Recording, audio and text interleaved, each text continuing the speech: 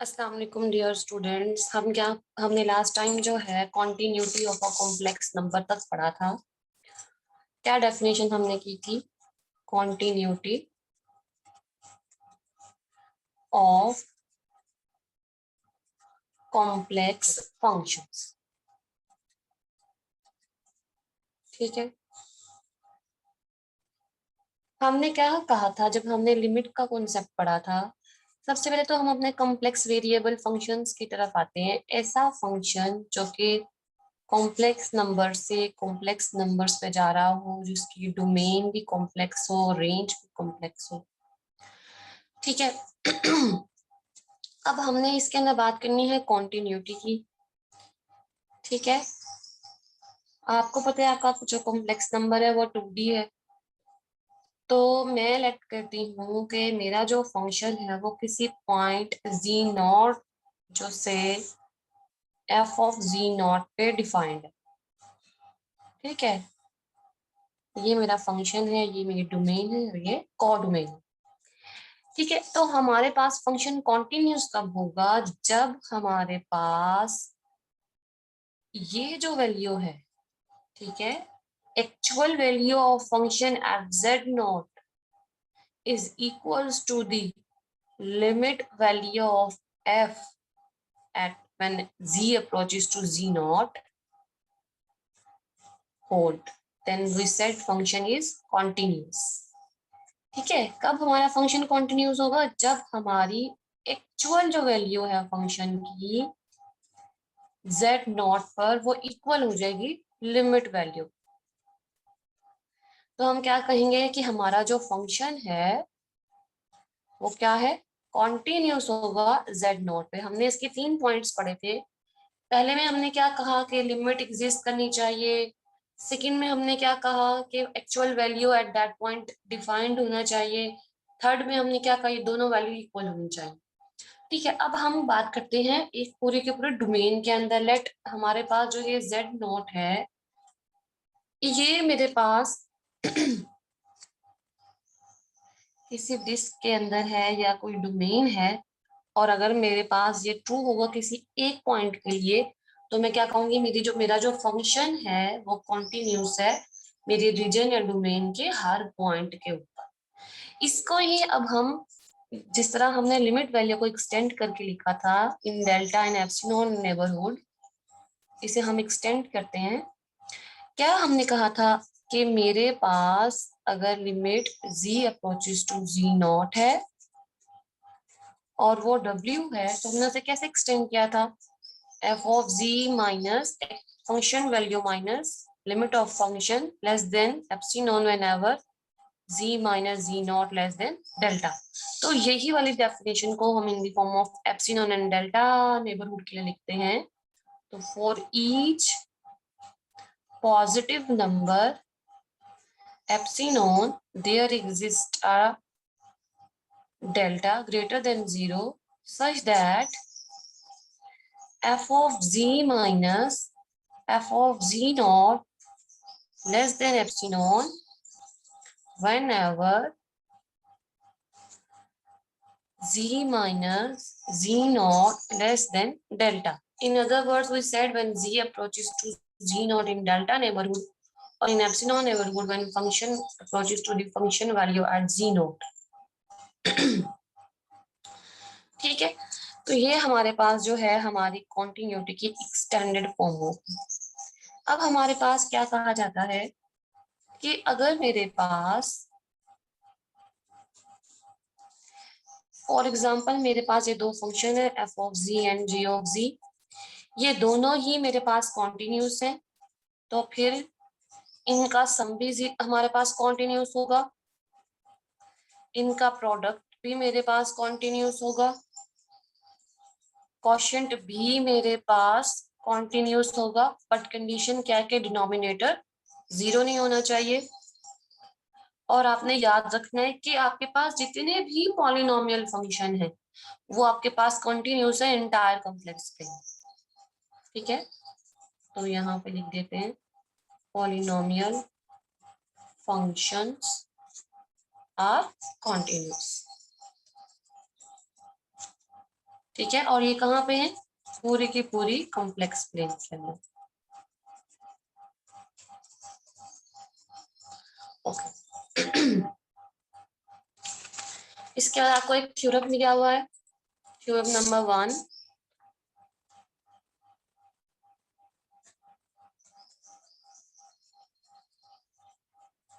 क्या थ्योरम दिया गया है कि अगर आपके पास फंक्शन कॉन्टिन्यूस है तो उनकी कंपोजिशन भी कॉन्टिन्यूस होगी। ठीक है, a composition of continuous functions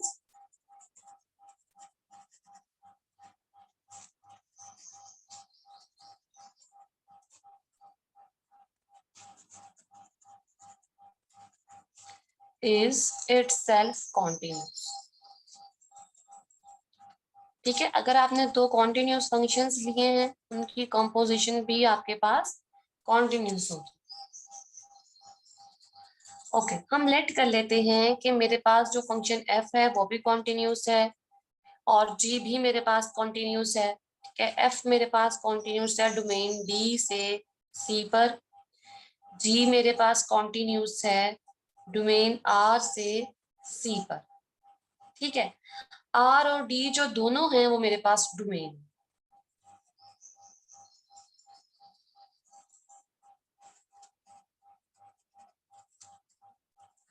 okay किसकी डोमेन है, r क्या है, चलो d तो हमें समझ में आ रहा है। ठीक है, r मेरे पास बेसिकली सबसेट है f ऑफ d का।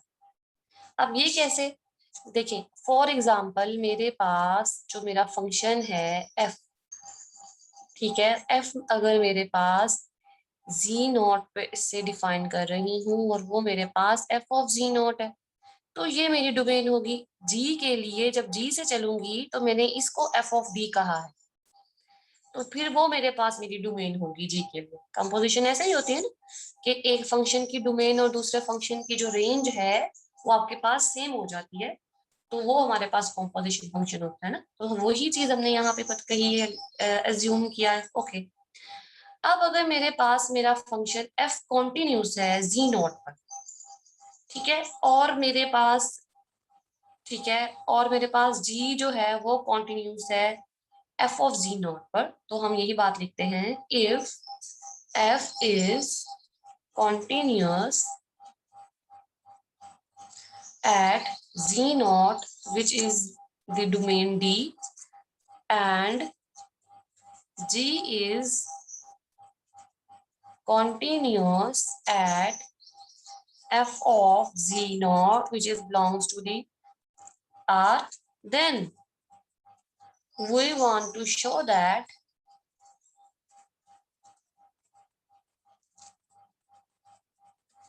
g of f or the composition of continuous functions is continuous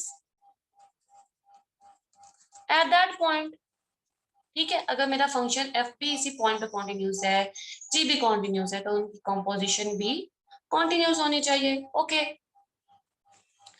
देखिए अब मैंने इसके अंदर क्या क्या चीजें जो हैं वो ली हुई है, हमने इसके ऊपर वही चीजें लगानी है। फंक्शन हमारा f भी कॉन्टिन्यूस है, g भी कॉन्टिन्यूस है, और जब कॉन्टिन्यूस होता है तो किसी पॉजिटिव नंबर एप्सिलॉन के लिए हम अपनी एप्सिलॉन डेल्टा वाली डेफिनेशन लगाते हैं।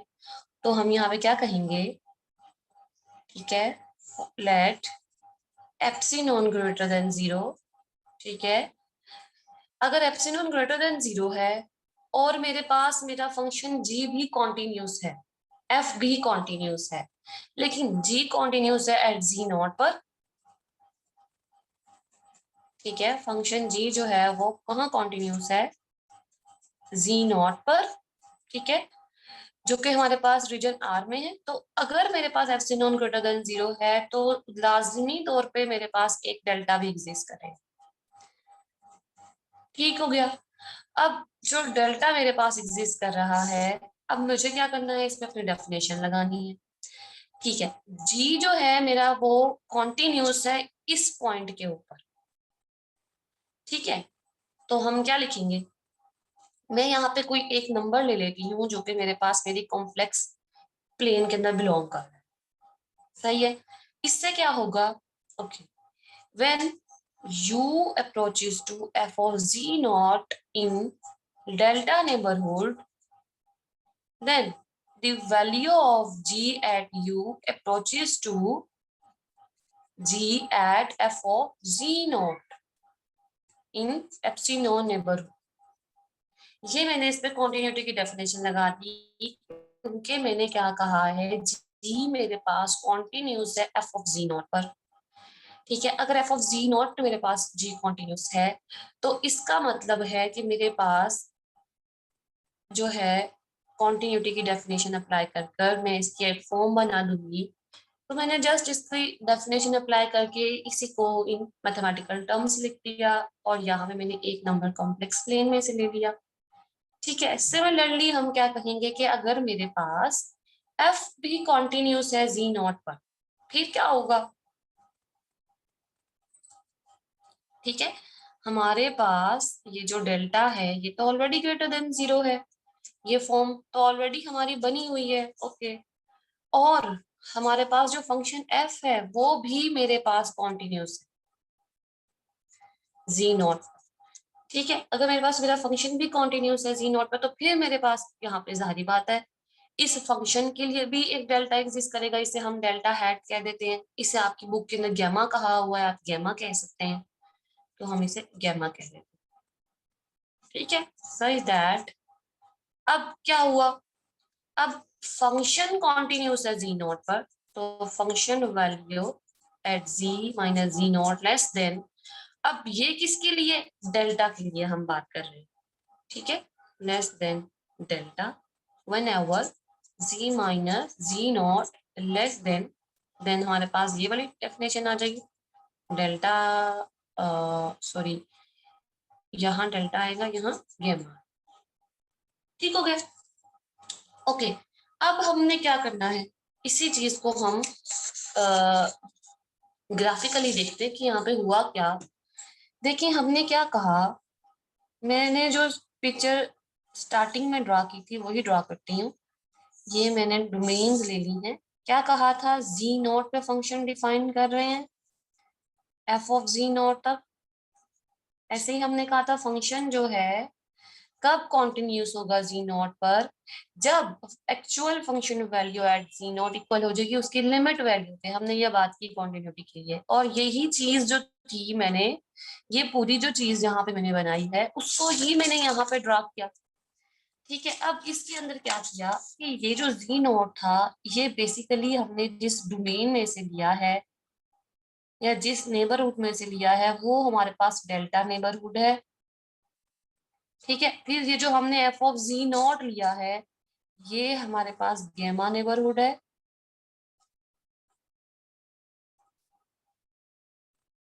और यह फंक्शन बन रहा है। ठीक है, अब जो इसके बाद हमने जी ऑफ जी वाली एक्सटेंशन की उसके लिए हमने क्या डोमेन रखी हुई है, उसके लिए हमने ये डोमेन रखी हुई है। फंक्शन एफ के लिए ये डोमेन रखी हुई है, फंक्शन जी के लिए ये वाली डोमेन रखी हुई है। इसको देखें अगेन,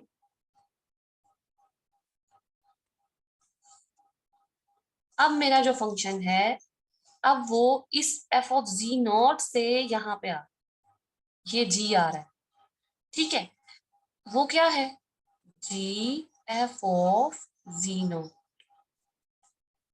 जो ये फंक्शन मैंने रखा हुआ है वो मैंने किसी एप्सिलॉन नेबरहुड में रखा हुआ है।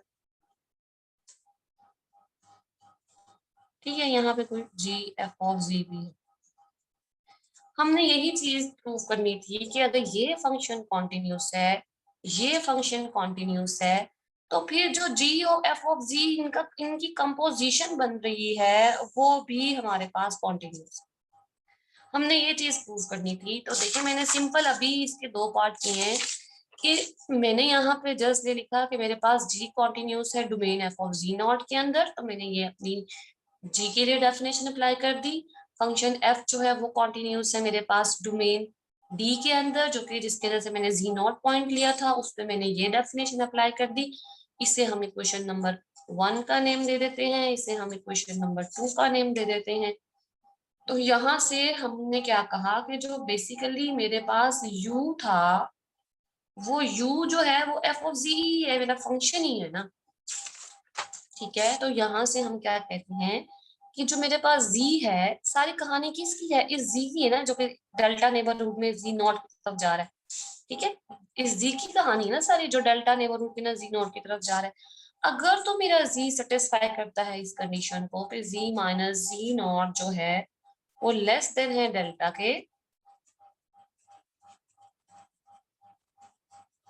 तो इक्वेशन 2 भी हमारी हेल्प करेगी, इक्वेशन 1 भी हमारी हेल्प करेगी, क्या प्रूफ करने के लिए कि जो कॉम्पोजिशन है, कॉम्पोजिशन भी हमारे पास कॉन्टिन्यूस होती है। वो किस तरह से, देखिए इक्वेशन नंबर 2 से हमें क्या पता चला, इक्वेशन 2 से हमें पता लगा कि z minus z naught less than है डेल्टा के whenever f of z minus f of z naught less than gamma. ठीक है, और यहाँ से इसको इसके साथ मैच कर दें, तो यहाँ से हमें ये पता चला कि ये चीज less than delta one ever this one is less than epsilon. So when we combine the both equations, we have g of f of z approaches to f of z naught in epsilon neighborhood 1 over f of z minus f of z naught less than delta। ये हमारे पास composition है g of f, ये हमारे पास composition है g of f। ठीक है, हमने यही प्रूव करना था कि अगर मेरे पास, इसको हम इन अदर फॉर्म कैसे लिख सकते हैं, limit f of z approaches to f of z naught g f of z equals to g f of z naught। ठीक है, ये हमने इसको सिंपल कॉन्टिन्यूटी की फॉर्म में लिखा है। तो बेसिकली आप लोगों ने जस्ट, मैंने इसके ऊपर जो है जी नेबरहुड के अंदर जो है, मैंने इसके अंदर एफ की डेफिनेशन लगाई है कॉन्टिन्यूटी की।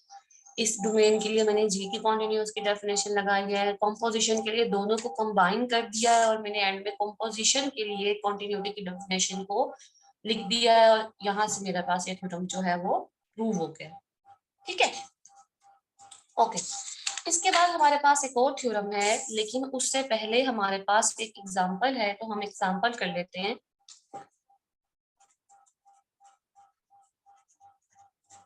हमें क्वेश्चन दिया हुआ है कि जो फंक्शन है उसका आपका आंसर आएगा 0 अगर आपका z 0, और अगर z 0 नहीं है तो आपका आंसर होगा real part of z square whole square divided by z mod square.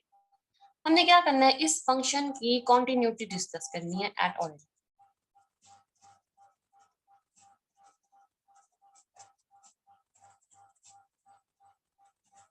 Okay, हमें क्या करना है, 0 पर इसकी कॉन्टिन्यूटी चेक करनी है। तो सबसे पहले हमें क्या चाहिए, इसकी एक्चुअल वैल्यू चाहिए। एक्चुअल वैल्यू हमें फंक्शन की, इस फंक्शन की एक्चुअल वैल्यू चाहिए एट 0, f ऑफ 0। इसका मतलब है जब z 0 होगा, आंसर क्या आ रहा है 0। इसे हम 1 का नेम दे देते हैं, ये हमारी एक्चुअल वैल्यू है। ठीक है, अब हमें अपनी फंक्शन वैल्यू चाहिए। फंक्शन वैल्यू से पहले हमें अपनी ये वाली वैल्यू चाहिए और ये वैल्यू चाहिए, जी मोड चाहिए और रियल पार्ट ऑफ जी चाहिए। मैं यहाँ पे लेट कर लेती हूँ, जी मेरे पास है x प्लस एटा वाई। मैंने जनरल फॉर्म इसकी जस्ट जो है वो कंसीडर कर ली। जी मोड क्या हो जाएगा, x square plus y square का स्क्वायर रूट।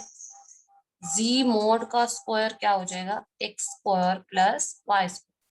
ठीक है, जी मोड तो मिल गया, अब रियल पार्ट चाहिए, जी स्क्वायर का रियल पार्ट चाहिए, तो जी का सबसे पहले स्क्वायर करना होगा। A square b square plus 2ab।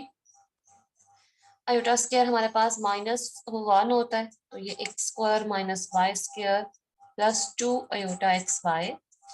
यहाँ से आप इसका रियल पार्ट जो है वो कंसीडर कर लें।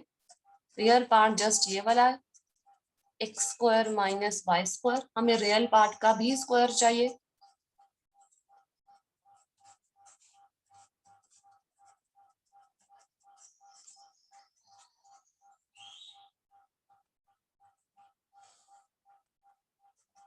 ए square plus b square minus 2ab। ठीक है, अब हमारा जो फंक्शन था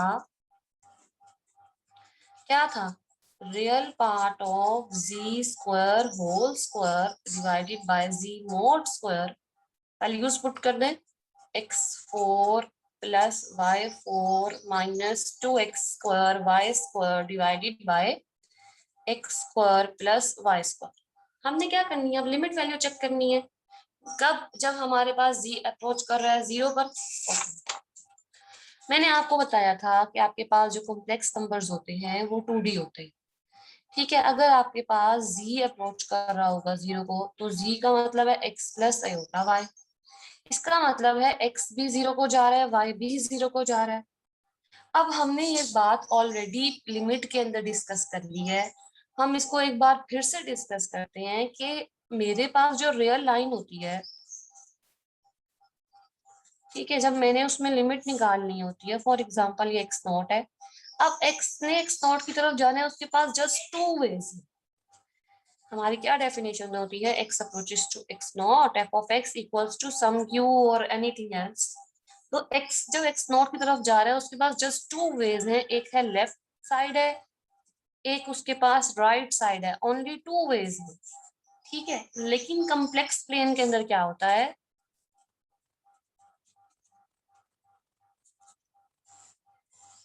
अगर हमें लिमिट चाहिए, फॉर एग्जांपल यहाँ मेरा पास मेरा कोई पॉइंट z नॉट है, इस z नॉट की तरफ आने के लिए मेरे पास बहुत सारे रास्ते हैं, पैराबोलिक वे है, स्ट्रेट लाइन वे है, कर्व वे है, एनीथिंग, इनफाइनाइट मेनी वेज, ठीक है। हमारे पास बहुत सारे रास्ते हैं, और हमने क्या कहा था, जब इस तरह की चीजें हो जाएंगी तो हम 3 चीजों के लिए चेक करेंगे। तो हम कॉन्टिन्यूटी में जस्ट एक चीज लेते हैं, हम लेट करते हैं कि यहाँ मेरे पास जो z है, उसको जो मेरे पास लाइन अप्रोच कर रही है, ठीक है, अब देखें वो कहाँ से पास कर रही है, y में से, y इंटरसेप्ट पे है, y इंटरसेप्ट पे x 0 होता है, ओके। लेकिन अब ये जो लाइन है, इस लाइन के भी आने के बहुत सारे तरीके हैं, बहुत सारे रास्ते, इनफाइनाइट मेनी वेज हैं। हमारे पास लाइन की इक्वेशन क्या होती है, y equals to mx plus c। ये कांस्टेंट हम कब ऐड करते थे, जब हमें जो है एग्जैक्ट नहीं पता होता था। यहाँ पे हमारे पास इनफाइनाइट मेनी वेज हैं, तो हम c को भी डिसाइड नहीं कर सकते c क्या है, तो c भी यहाँ पे जब 0 लेंगे तो हमारे पास y क्या हो गया, mx। मैंने क्या कहा था, आपने जस्ट 3 अलोंग 3 वेज के अंदर अपनी लिमिट चेक करनी है, along x axis, along y axis, along y equals to mx। हमें यहाँ से y की वैल्यू मिल गई, हमें यहाँ से हमारी लिमिट मिल गई।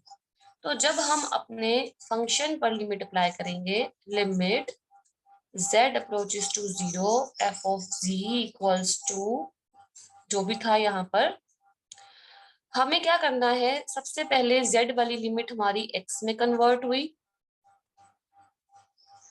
फिर हमारे पास जहां जहां पे y था उसकी जगह पे हमने mx पुट करना है, ठीक है, y equals to mx put करना है, क्योंकि हम इस पे के अंदर जा रहे हैं। तो मेरे पास क्या था, यहाँ पे x4 था, y4 था, y4 की जगह mx पावर 4 आ जाएगा, माइनस यहाँ पे मेरे पास जो है वो 2x स्क्वायर y स्क्वायर था, x square plus y square था, ठीक है। Limit x approaches to 0 x4 m4 minus 2x square m square x square divided by x square plus x square m square, ठीक है। इसको हमने ये सारा रफ काम किया हुआ है। Limit x approaches to 0, x4 ऊपर से कॉमन आ जाएगा, क्योंकि ये वाला x स्क्वायर ये वाला x स्क्वायर मल्टीप्लाई होंगे x4 बन जाएंगे, 1 plus m4 minus 2m square divided by यहाँ से x स्क्वायर कॉमन आ जाएगा, 1 plus m square, x square से cancel, limit x approaches to 0 x स्क्वायर 1 plus m4 minus 2m² divided by 1 plus m²। ठीक है, हम चाहें तो इसे मजीद 1 माइनस m² होल स्क्वायर भी लिख सकते हैं, लेकिन हमें अब अपनी लिमिट पुट करनी है, और लिमिट जब आप इसके अंदर पुट करेंगे, ये x में पुट करेंगे 0 हो जाएगी। 0 जब इस पूरी टर्म के साथ कैन आपके पास मल्टीप्लाई होगी